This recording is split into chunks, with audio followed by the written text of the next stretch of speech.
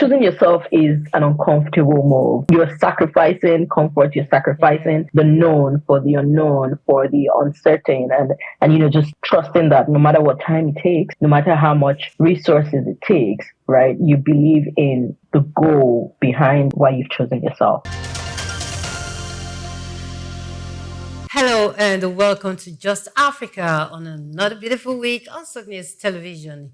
Here we break down trends, spotlight opportunities, and tell the African stories differently. So, storytelling today in Africa is emerging as a transformative tool, not just for entertainment, but for shaping perceptions, attitudes, and even policy. Crafting stories that shape minds and future is about the bold decision to own your voice in a noisy world. It's about how stories, when told with truth and intention, can shape minds, challenge beliefs, and influence the future. This is Just Africa, and I am Omevi Idolo. And I'm not doing this alone. I have Emmanuel Amulu in the studio with me. Hello, Amulo, and Happy New Week. Yes. Hello, baby. Good afternoon. Of course, good afternoon, Lagos. Good afternoon, Nigeria. Good afternoon, Africa. We're here again to come and talk about the continent and how we get the continent to upscale and get better. Yeah. We're using every means, every tool that we can to do that. We're going to be talking about storytelling first off, and then we're going to be diving into another conversation, which I know a lot will be interested about because it talks about the abolition of something that I'll rather not let the cat out of the bag. But today's conversations will be heart-wrenching, and of course, some will be uplifting as well because it's something that can resonate with almost everybody, irrespective of where you are on the continent. Children are involved, adults are involved, and of course, human rights people are involved. So everybody who is supposed to be a stakeholder on the continent should pay attention to this conversation. I love the fact that we'll be doing storytelling, taking us back to the roots, the days of Tales by Moonlight. Yeah. Storytelling has been something that has been unique. It's something that is unique to the African culture. It helps to instill morals, culture, tradition. Yeah. Back in the days, our culture, our traditions were preserved by storytellers. The children in the community in the evening, they sit out. Grandma did that with me back then. They tell you stories, the story about the tortoise, the story about this, the story about that, the story about your people, how your culture came to be. So talking about storytelling, these days, we now see that some people don't want you to share your own story your own way, especially the emerging society. I love the fact that, we were able to trace back to how we were growing up. But one of the things that used to be a downside then was we didn't write most of our stories. We only told them verbally. So most of the times, it stays in the mind, but you cannot transcend it to the next person unless you knew about it in your head. And then, of course, one of the things that we also did then that was a plus was we used these stories to inculcate knowledge, not just knowledge alone. Like I said, morals, values, tell story. Because even they're telling, giving you analogies and they're using animals, for example, tortoise and all.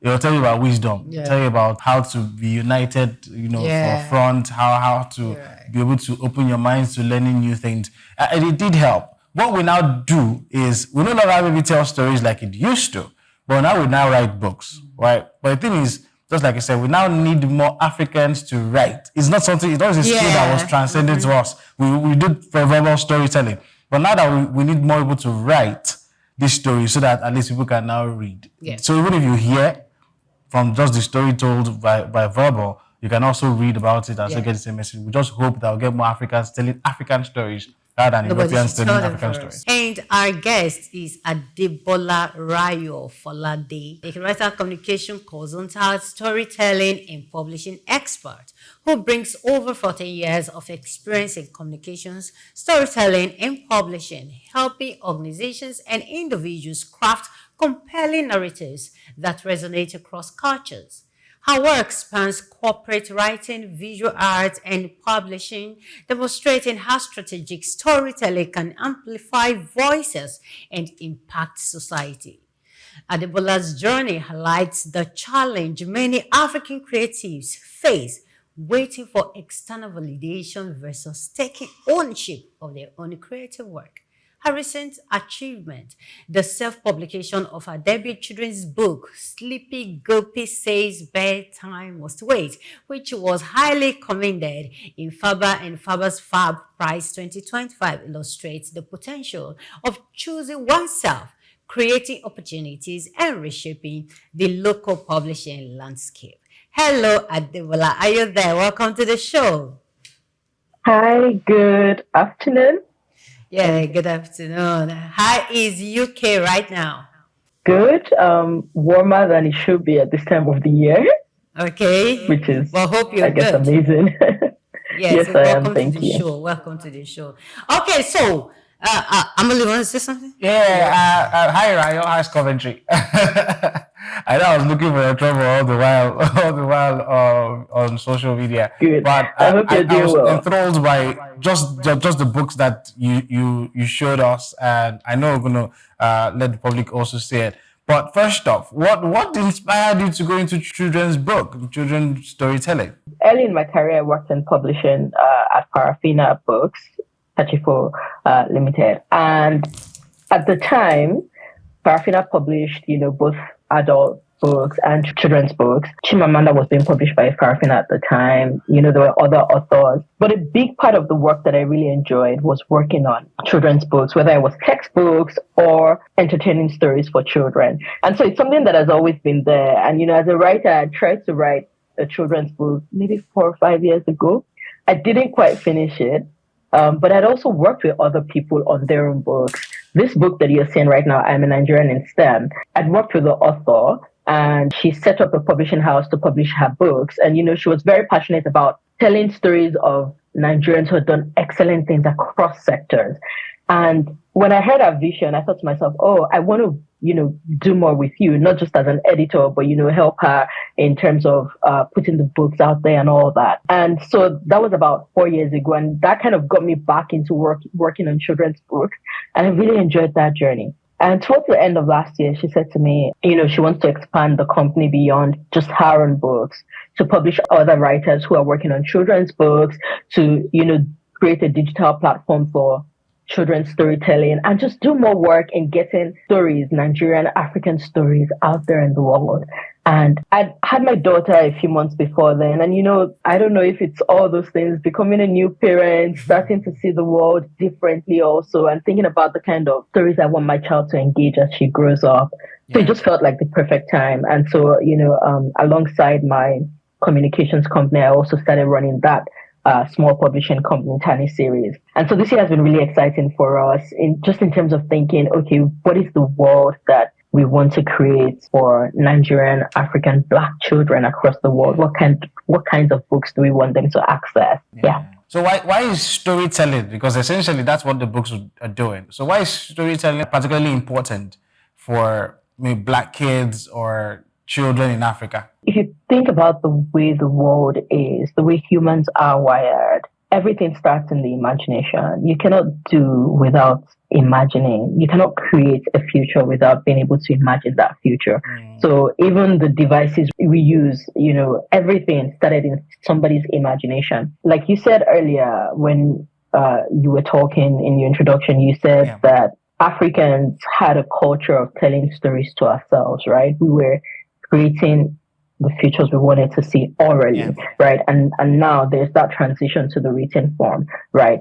But when you have a continent with over 1 billion people, right, which is a significant portion of the world population, but we are not so dominant when it comes to global storytelling, right? If you think about even movies, cartoons, books, right, and you ask Black children, what are your favorites? Oftentimes they will default to the Western ones. If you think about role models and you ask a lot of kids, who do you want to be like, whether in sports or in technology, in science, they'll default to Western role models. And there's nothing wrong with having a global outlook on life. But the truth is that there is something powerful about seeing people like you who have done incredible things. It tells you that you also can do it, in a way that someone who's not like you cannot really, they can impact you, but it's not the same, And so storytelling, in terms of its ability to help us create the future is such an important tool. And of course, nowhere is that more important than in childhood, because childhood is the foundation. You know, if you have a child who grows up confident, who grows up knowing that people like them have done incredible things in the world, and grows up feeling that confidence of, I also can aspire to amazing things. I can do wonderful things in this world, or even just I can enjoy a world of people who look like me, right?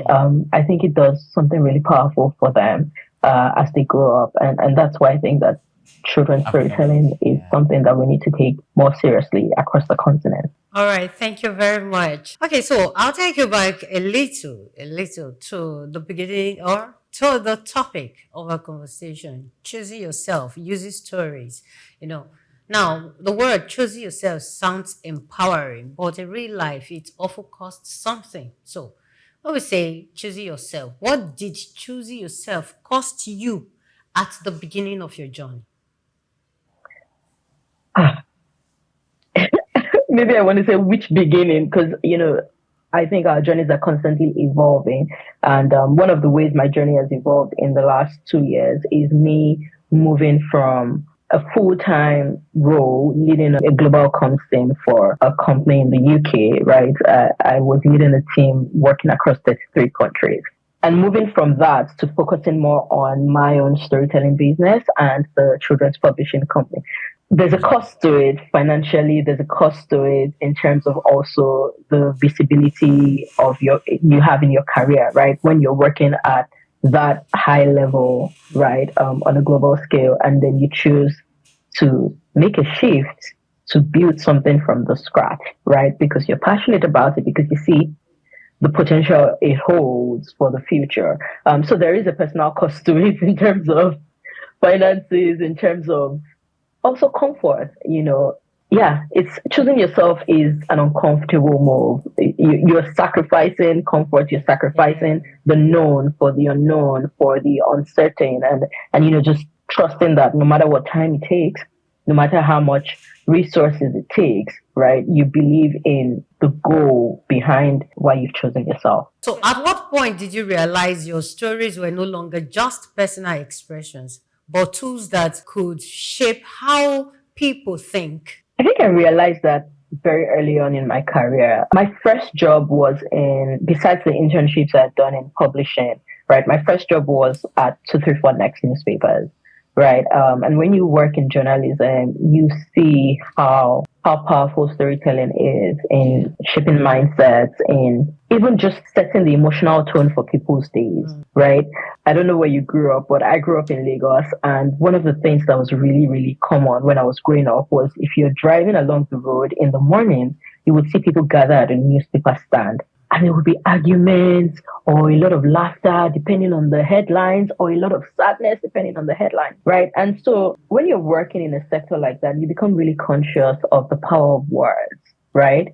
You know that it's setting the tone for people's days. You know that it's setting the tones for people's, even the financial decisions they make, you know, how they think about the country, how they think about themselves, how they think about their leaders.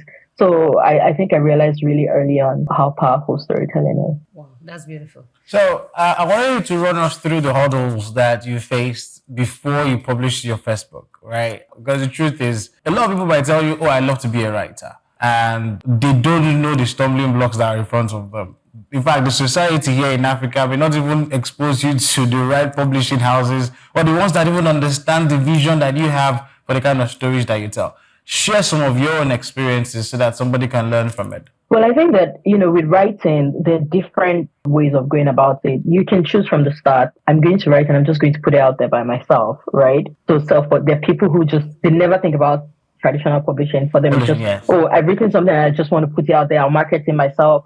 I'll hire the editors and designers and do everything. And then there are also people who want to be published globally, so think about traditional publishing. But traditional publishing is, it's a really complex landscape, right? It's not as simple as, oh, I've written a good book and I'm just going to submit it to publishers and they'll pick it up, right? You can't even submit directly to publishers. You find an agent first, right? So you hope you're submitting to different agents and you're hoping that one of them is going to find value in your work and take you on, right? And then those agents reach out to publishers on your behalf.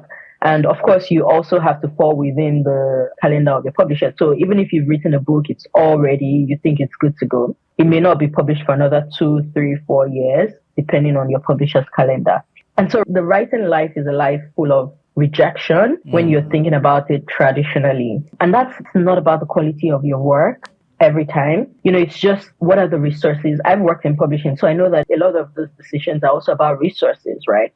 You have a limited budget as a publisher, right? So you can't just publish every good book you like, but also you have a focus, right? So if your focus this year is on stories that a particular type or style of stories, right? Even though other good books may come, you just know that it's not part of your focus for the near future. And so there's so many decisions that are involved in the traditional publishing route. And that's not even just for publishing books. It's also about literary magazines and all of that. But I think that increasingly I've reached the point where, I'm more concerned or more interested in putting my work out there and less concerned about the vehicle through which I do it.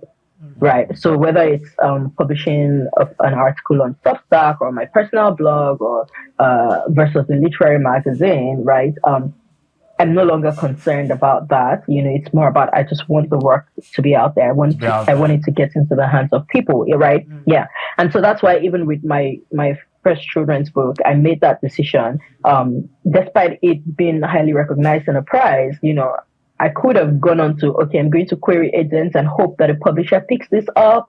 And, but I sat down and asked myself, yes, that would be good. But I've written this story. I've hired illustrators and had it wonderfully illustrated, right? Do I want to put its future in the hands of others? Do I want to spend a few months querying agents? Okay, then somebody picks it up. They spend a few more months shopping it to publishers. Somebody picks it up maybe.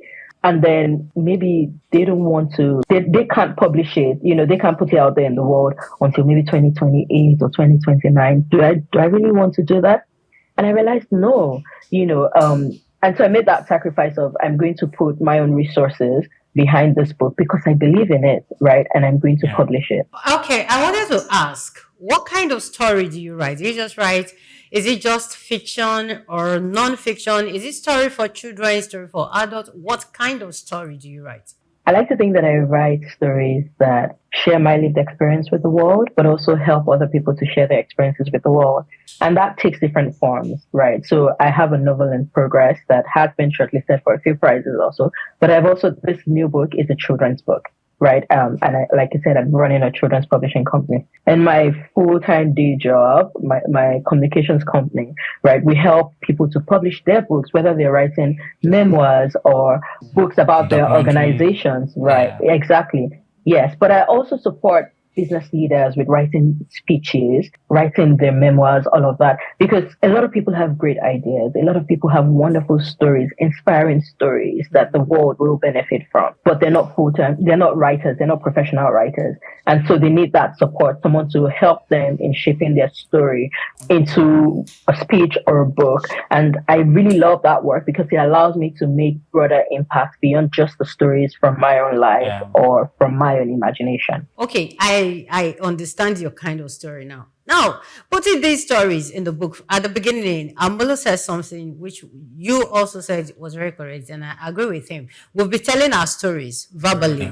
We'll not be recording them or writing them down. Now we have someone like you who is good at writing, and you're putting all this in black and white for anybody to have access to. Combined with the fact that you wrote these children's books now, which is very, very beautiful. But Africa, we have the problem of reading culture.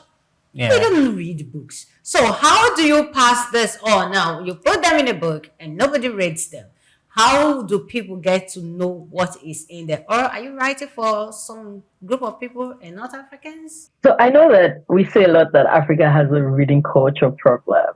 I'm not sure that I fully agree with that statement. And for two reasons. Broadly, the world has seen a decline in reading, right? There's a lot more. Sorry? It's the world, not the African problem. Yes, Exactly. Screens have taken a lot more of our lives, right?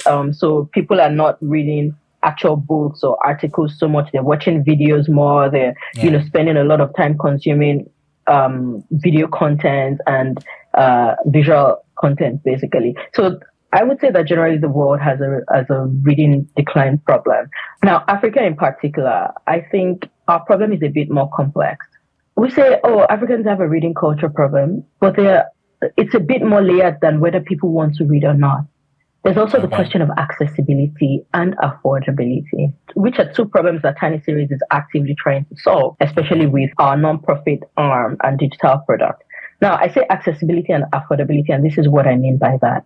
It costs a lot to produce high quality books, right? Yeah. Right. From the writing, and I'll speak specifically for children now, to illustration, to design, to printing, right? Those things cost a lot. And so when you do a book and you price it at maybe 6,000 naira or 10,000 naira, in a country where minimum wage is less than 100,000 naira, how many families can afford to buy books? And how many of them can afford to buy multiple books in a month? So that affordability problem is an issue, right? I live in the UK. My daughter is 16 months old. When she was about 6 months old, we took her to the library, got her a library card, right? On her children's library card, she's allowed to borrow up to 20 books at a time and keep those books for up to a month at a time. So every week, my daughter and I go to the library. Yes. She sits down for rhyme time. We go, we pick up books, we check them out. She has a stack of books at home at any time.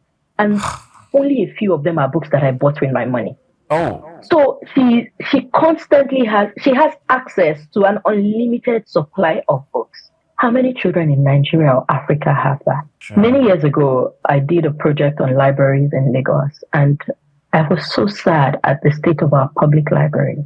So even if people want their kids to read, where are the books? How accessible is it? And how affordable is it?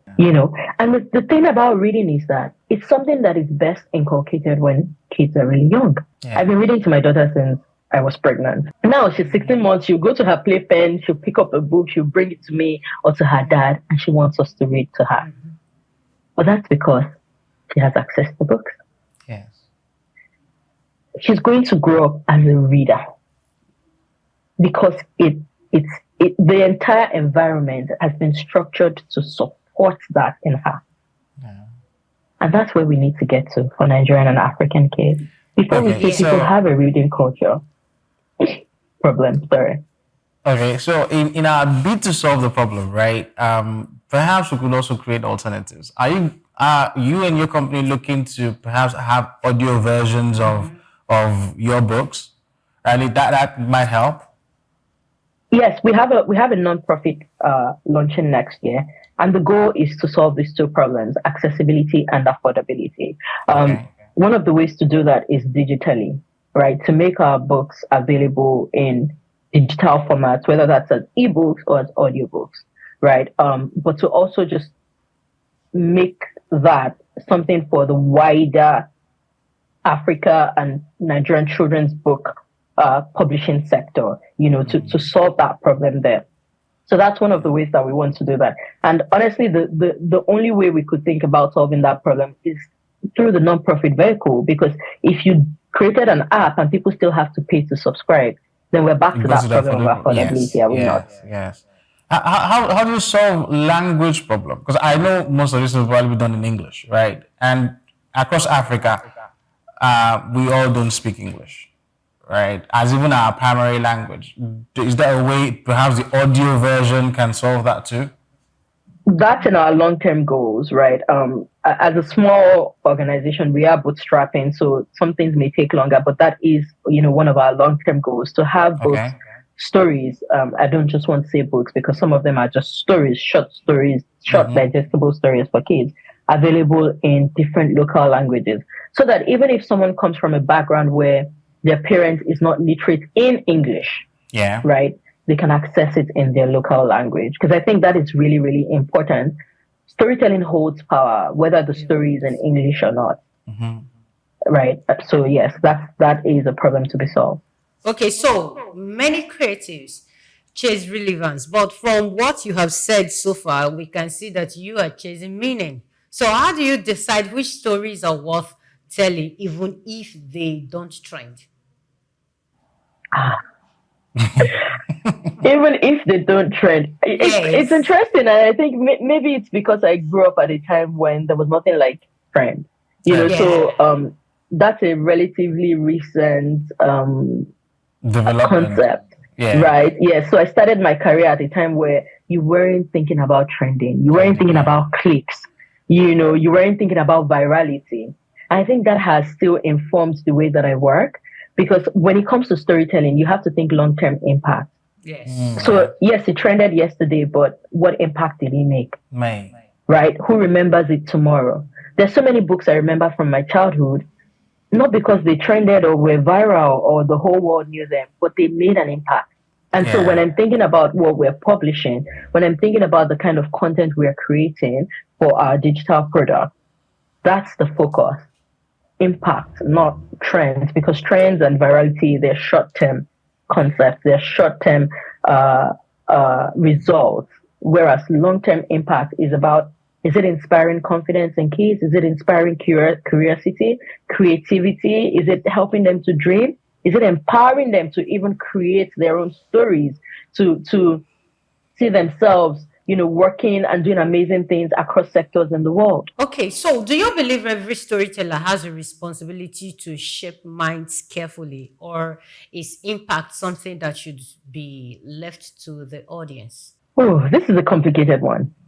I think the question is also how we think about impact, right? If someone has written a story that is just enjoyable, exciting, it doesn't necessarily have obvious educational, what's it called, results or motivational or moral lessons, right?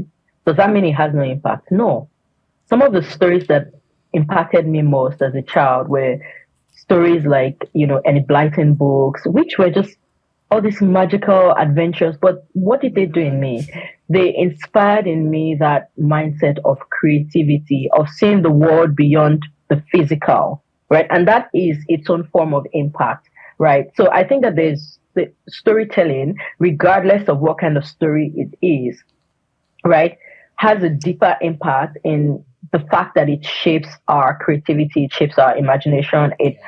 Some of them evoke a sense of adventure in us. So it's not just about the moral lessons or history lessons or obvious educational value. It's a wider impact that storytelling makes. All right, thank you very much. But I want to hear a story. I want to know the reason or the inspiration behind what's the title again? Sleepy Sleepy Guppy. Guppy Bedtime Must Wait. I want to hear the story. So I had my daughter last year, and any parents would tell you that you get to the point where bedtime is a battle, right? You're trying to, Okay. they're tired. You're trying to Yeah. put them to sleep, but they're just refusing to sleep. And sometimes they're crying or they just want to run around and, make noise and just be excited. And I think there was a time early in this year where we had a lot of that. We tried to put my daughter to bed, and it was just drama after drama. And one day, after one of those episodes, I just thought to myself, it was the title that came first. Sleepy Guppy says bedtime must wait. And when I started creating this story, I thought to myself, what if I choose to see the world through her eyes, right? Why doesn't she want to go to bed? What are the adventures she's imagining? What is the thing that what is keeping her awake? Keeping her awake. Yeah. Exactly. And so I got myself into that zone of, I want to see the world through the eyes of a child. And that's how this story came about. Wow. That's I'm beautiful. pretty excited Yeah, because I like that. as you were saying it, I was like, I Yeah. was gesticulating that, okay, this is how it is. I don't know, because I love kids as well. So, I remember when you wrote that book, you wrote a little synopsis or something. You had a write-up on LinkedIn, which attracted me first. The struggles before you were able to push that out. But then again, the book is out here. First off, how many pages is it? It's 36 pages. The story itself is about 24 pages, but they're Okay. coloring pages because I wanted Pages. kids to be able to express their own Wonderful. In creativity fact, too by color. that was why I asked, right? Because how do you keep storybooks like that engaging for kids? Because you want it, I'm assuming you want it to help them develop a reading culture and child development. How did you do that? So please explain the entire book for us. The process of this book was very exciting for me as a creative because I'd written the story, edited it, gone through all these iterations. But with children's book, you also know that it's not just your words that they care about. Children are very visual. So, they want to see the images. It has to be exciting. So when I contacted the illustrator who worked on it, I said to him, this is how I'm seeing these images. I want it to be whimsical. I want it to be fun for the kids. So she's a fish, but she's doing things that ordinary fish wouldn't do. Here she's hanging out with friends on a lake shore, And I wanted all those tiny little details. Why is a fish roasting marshmallow? Almost sort of like thinking about her as almost like a human baby, but she's a fish. Or even the cover, you can see her. She has that look that kids and toddlers sometimes have on their faces. Like, no, I don't want to, and the parents are trying to convince her.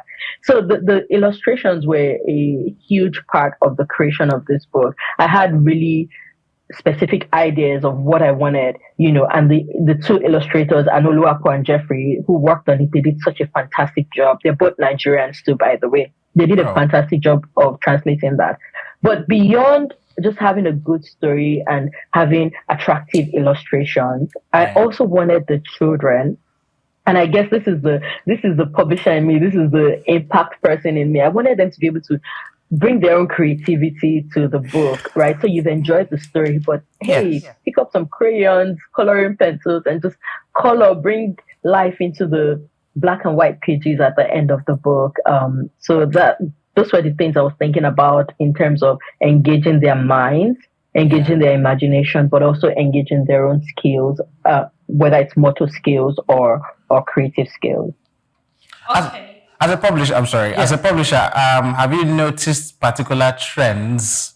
I mean, you see people bringing their works. Have you seen particular trends, especially in terms of storytelling for Africa?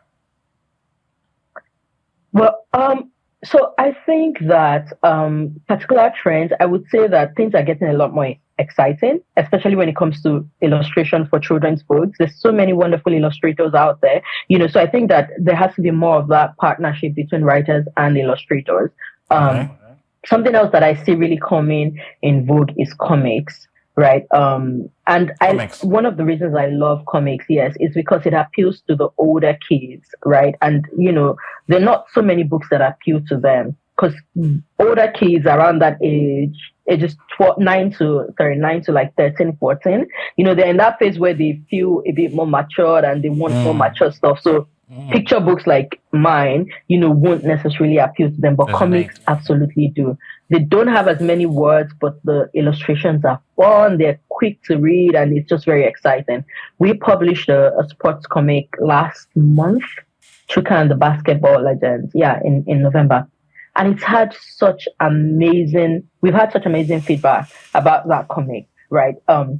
It talks about a boy who thinks he's not good at sports, but then goes on this magical adventure where he meets two basketball legends, right? He meets Akim Olajuwon in the past and he meets Giannis in the present, right? And he also time travels to the future and sees a vision of his own future self, right? And it's just a 10-page comic. It's the first in the series, but we've had such amazing reviews about it because where our usual Nigerian books, they feature 15 people, they're in-depth profiles, long, take time to read and digest, and they are very impactful in their own way. The comics are also really good because the kids, they tend to read them over and over again, and they still get that inspiration, they still get that excitement.